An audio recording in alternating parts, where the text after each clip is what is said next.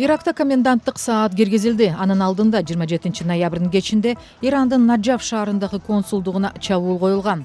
Иракта бийликке каршы толкундоолордун башталганына 2 айга чукулдады. Кытайдын тышкы иштер министрлиги 28 ноябрда америкалык элчи Терри Бернстадты мекемеге чакырды. Анын алдында АКШ президенти Дональд Трамп Гонконгдогу демократияны колдоого багытталган 2 мыйзамга кол койгон. Ала жыбаттап көргөм жок бирөөдүн. Өтүргө айтып көргөм жок. Нур Султанда өткөн жыйында 40 адам казак бийлигинен Шинжаңда камалган туугандарын бошотууга жардам сурады. Кытайдын Казакстандагы элчиси Джан Сяо этникалык казактарга кордук көрсөтүүнү жалган маалымат деп атады.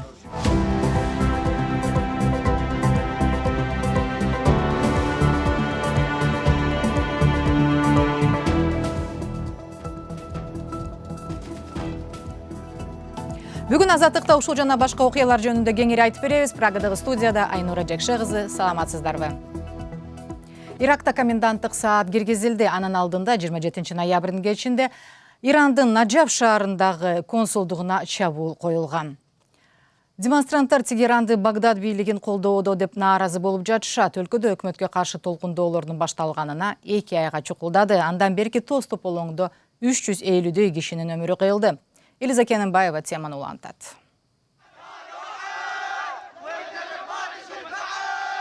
Иран чыксын, жеңиш Ирактыкы деп кыйкырган демонстранттар шаршемби кечинде консулдуктун имаратына өрт коюшту. Аларды таркатууга келген күч түзүмдөрү көздөн жаш чыгарчу газ чачып, ок атты. Кагылышууда бир демонстрант каза таап, 35 жаракат алганы кабарланды. Имаратты толук өрт каптаганда Наджафтагы баардык коопсуздук күчтөрү биз бүтүндөй өлкөнү өрттөгөнсүп, бизге карай ок ата башташты. Полиция жаш чыгарчу газ чачса, коопсуздук күчтөрү кадимки ок менен эле атты. Демонстранттар коңшу Иран Ирак бийлигин колдоп жатат деп нааразы болушууда. Полициянын айтымында консулдуктун ичиндеги кызматкерлер кол салуу башталгыча эле чыгарылып кеткен. Толкундоолор бул түнү өлкө түштүгүндөгү негизинен шииттер басымдуулук кылган Басра шаарында дагы уланды. Жалпысынан каргашалуу түн 14 демонстранттын өмүрүн алганы кабарланды. Мындан улам бийлик коменданттык саат киргизди. Расмий Багдад Наджафтагы Ирандын консулдугуна жасалган кол салууну сынга алды. Иран Багдадты консулдукту коргой албаганы үчүн күнөөлөп, чабуулдун артында тургандарды жоопко тартуу үчүн чечкиндүү кадамдарга барууну талап кылды. Өлкөдө нааразылык толкундоолорунун башталганына 2 айга чукулдады. Көчөгө чыккандар коррупцияга, жумушсуздукка, электр энергиясы менен суунун улам-улам өчүрүлгөнүнө нааразы болуп жатышат. Алар өкмөттүн отставкасын, парламенттин таркатылышын жана мамлекеттин саясий системасынын жаңыланышын талап кылышууда. Биз имараттарды өрттөп, жолдорду торогон эмеспиз. Алгачкы 30 күндүн ичинде бийлик бизди адам катары көргөн жок. Бир реакция кылбады.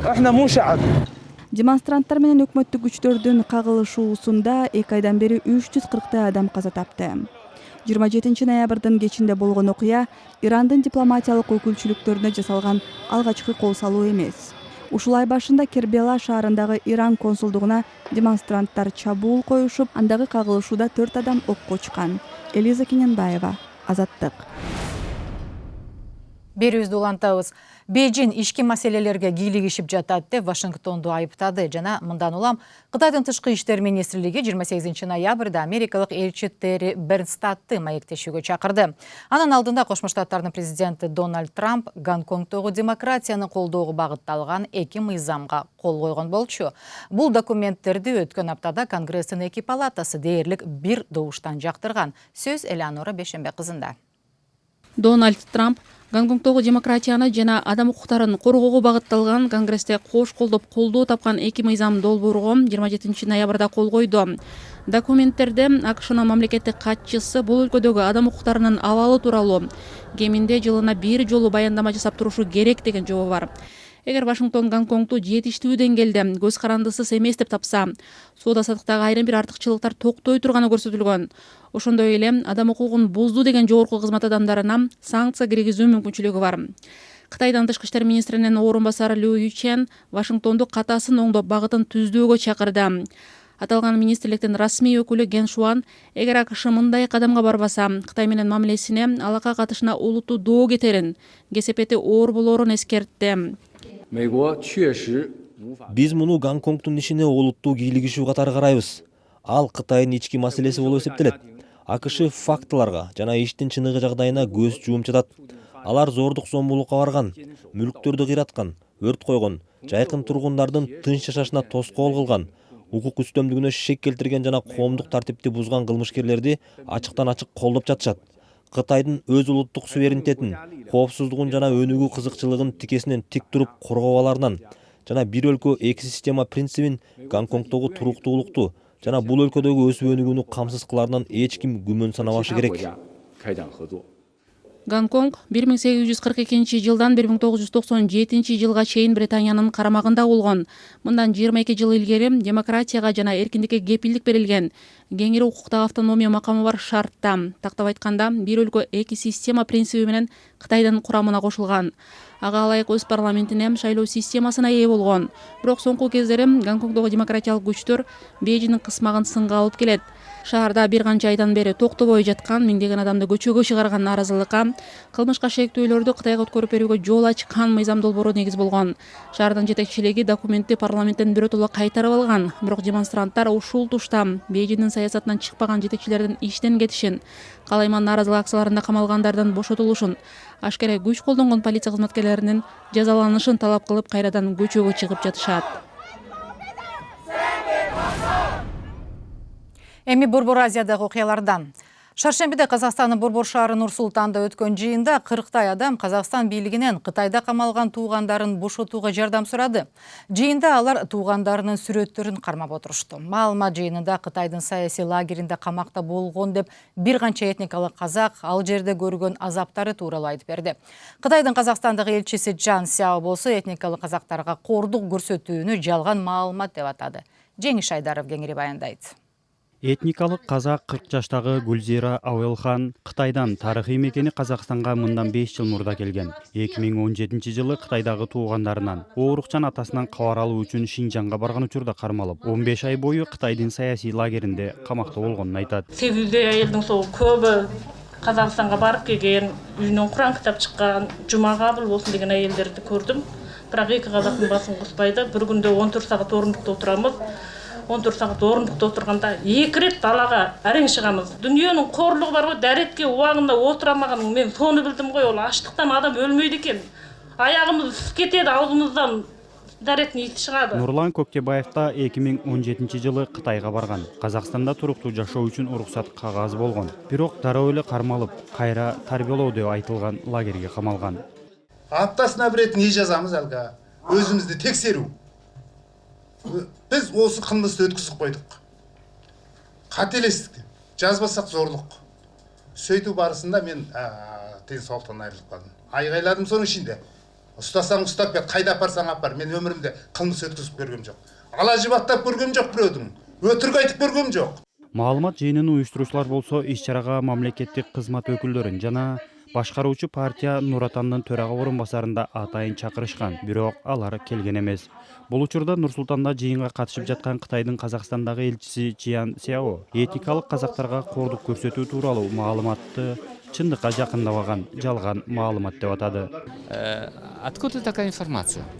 Откуда такая информация? Это все ложь, это все дезинформация, вы понимаете? Я побежал. Ладно. Кытайдын Шинжаң районунда уйгур, кыргыз, казак жана башка мусулман коомчулугунун өкүлдөрүнүн эркиндиги чектелип, укуктары одоно бузулуп жатканы бир нече жылдан бери кабарланып келет. Мындан 2 аптадай мурда кеңсеси Вашингтондо жайгашкан Чыгыш Түркүстан улуттук козголуш кыймылы Кытайда мусулман азчылыктары кармалып турган 500гө жакын лагерь жайгашып турган жерди таап чыккан. Бул уюм 12 ноябрда ушул сыяктуу 182 жай бар экендиги тууралуу алгачкы маалыматын таратып, калган 209 түрмө менен 74 эмгек лагери тууралуу кийинчерээк айтыларын билдирген. Жеңиш Айдаров, Азаттык. Ушул жана башка баяндар Азаттык.org деген сайтыбызда бар. Эми күндүн башка окуяларына кеңири кайрылабыз.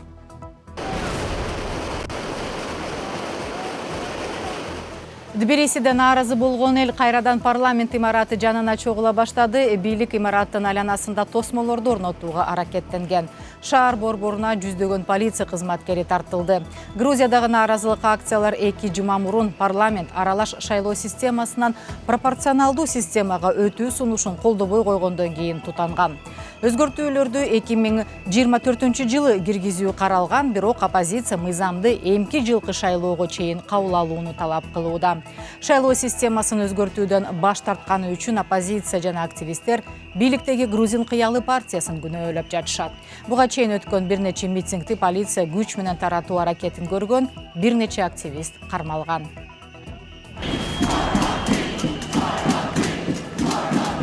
Мальтада оппозициядагы саясатчылар премьер-министр Йозеф Мускатты кызматтан кетүүгө чакырып жатышат. Өкмөттөгү бир нече министр жана премьердин айрым жакын адамдары журналист Дафне Каруана Галициянын киши колдуу болушуна тиешеси бар деп шектелүүдө. Премьердин аппарат башчысы Кит Шембри 26 ноябрда кызматынан кетип, камакка алынган. Азыр полиция аны суракка тартып жатат. Ошол эле күнү туризм министри Конрад Митце отставкасын жарыялады. Анын артынан экономика министри Кристиан Кардона иликтөө аяктагыча кызматынан чегинип турарын билдирди. Премьер Мускат болсо кызматынан кетүү ниети жоктугун айтууда. Коррупциянын бетин ачкан иликтөөчү журналист Галициянын машинеси Башкала Валеттада 2017 жылдын октябрында жардырылган. Жакында кылмышка ортомчулук кылган деген ири бизнесмен кармалып, бул иште кызыкчылыгы бар деген бир топ аттарды атаган.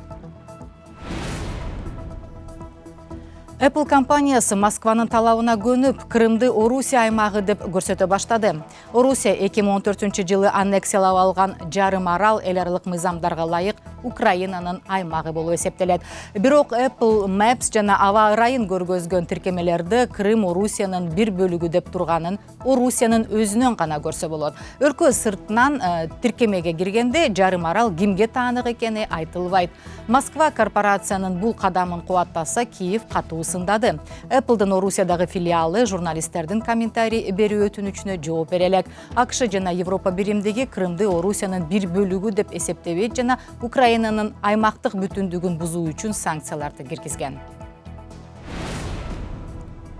Венгрия прокуратурасы майдын этегинде Дунайда болгон кырсыкка күнөөлүү деген украиналык капитанга айып такты. Ал башкарып бараткан круиздик лайнер Будапештте чакан туристтик кемени сүзгөн. Кырсыкта 25 түштүк кореялык турист, кеменин капитаны жана жардамчысы каза болгон. Бир кишинин дайыны азыркыга чейин белгисиз. Прокурор ал кеменин көпүрө алдынан биринчи болуп өтүү укугу бар болчу, бирок лайнердин капитаны аны өткөрбөй койгон деген бүтүнгө келди. 64 жаштагы Юрий С деген капитандын адвокаттары ал трагедияга абдан капаланганын, бирок күнөөсү жоктугун буга чейин айтып келишкен. Капитан сотто айыптуу деп табылса, 11 жылга чейин эркинен ажыратылышы мүмкүн. Берүүбүздү улантабыз. Вольфганг Амадей Моцарттын бала кезинде тартылган портрети Париждеги аукциондо 4 миллион еврога сатылды. Бул улуу композитор көзү тирүүсүндө тартылган 4 портреттеринин бири. Бул сейрек сүрөт австриялык композитор 13 жашка чыкканда тартылыптыр. Портретти италиялык Джанбеттино Чиньяролли Моцарт 1770 жылы Веронада концерт бергенден кийин тарткан. Ал кезде жаш музыкант Италияны кыдырып жүргөн. Биз портрет качан тартылганын так билебиз. 1770 жылдын январь айы. Моцарт анда 13 жашта болчу. Сүрөттү венециялык салык чогултуучу Петро Луджати тарттырган. Моцарт орган чертип жатканда ал абдан таланттуу экенин дароо түшүнгөн.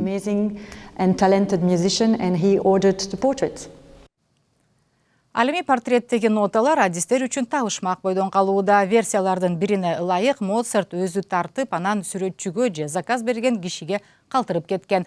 Кристис аукцион үйү сүрөттү 800 000 евродан 1,5 миллион еврога чейин сатылат деп болжолдоп келген. Бирок шаршемби күнү портрет 4 миллионго сатылды. Аны ким сатып алганы сыр кармалууда. Моцарт 1756 жылы Зальцбургда туулуп, 1791 жылы дүйнөдөн кайткан.